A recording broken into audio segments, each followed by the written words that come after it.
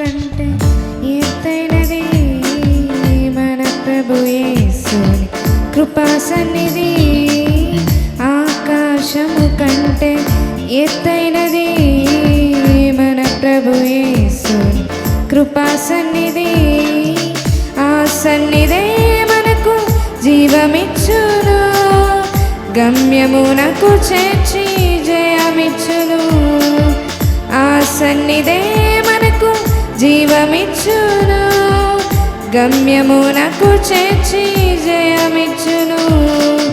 ప్రభు సన్నిధిలో ఆనందమే ఉల్లాసమే అనుదినం.